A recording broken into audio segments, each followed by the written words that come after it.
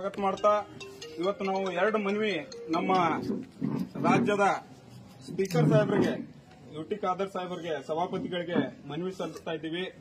ಮೊದಲನೇದಾಗಿ ಖಾಜಾ ಬಂದಾ ನವಾಜ್ ದರ್ಗಾದ ಪೀಠಾಧಿಪತಿಗಳಾದ ಸೈಯದ್ ಅಲಿ ಅಲ್ ಹುಸೇನಿ ಅಲಿಬಾಬಾರ್ ಅವರನ್ನು ರಾಜ್ಯ ವಕ್ಫ್ ಮಂಡಳಿಗೆ ಅಧ್ಯಕ್ಷರನ್ನಾಗಿ ನೇಮಿಸುವ ಕುರಿತು ಒಂದು ಮನವಿ ಇದೆ.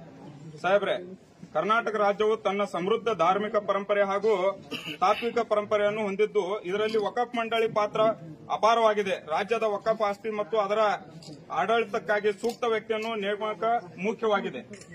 ಖಾಜಾ ಬಂದಾ ನವಾಜ್ ದರ್ಗಾದ ಪೀಠಾಧಿಪತಿಗಳಾದ ಸೈಯದ್ ಅಲಿ ಅಲ್ ಹುಸೇನಿ ಅಲಿಬಾಬಾರ್ ಅವರು ತಮ್ಮ ಜೀವನವನ್ನು ಸಮುದಾಯದ ಅಭಿವೃದ್ಧಿಗೆ ಮತ್ತು ಧಾರ್ಮಿಕ ಆಸ್ತಿಗಳಿಗೆ ಅರ್ಪಿಸಿದ್ದು ಅವರು ಖಾಜಾ ಬಂದಾ ನವಾಜ್ ಯೂನಿವರ್ಸಿಟಿಯ ಚಾನ್ಸಲರ್ ಕೂಡ ಆಗಿದ್ದಾರೆ. ಅವರ ಆಡಳಿತ ಸಾಮರ್ಥ್ಯ ಮತ್ತು ತತ್ವಜ್ಞಾನವು ವಕ್ಫ್ ಮಂಡಳಿಗೆ ಅತ್ಯಂತ ಉಪಯುಕ್ತವಾಗಲಿದೆ. ಅವರ ಇಸ್ಲಾಮಿನ ಬಗ್ಗೆ ರಿಸರ್ಚ್ ಮಾಡಿ ಪಿಎಚ್ಡಿ ಪಡೆದಿದ್ದು ದೊಡ್ಡ ಅನುಭವ ಕೂಡ ಇದೆ.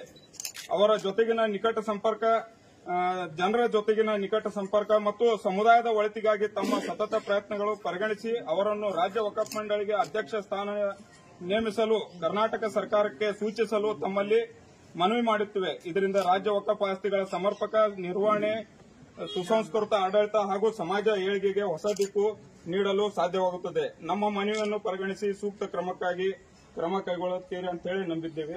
ಅದರ ಜೊತೆಯಲ್ಲಿ ಇನ್ನೊಂದು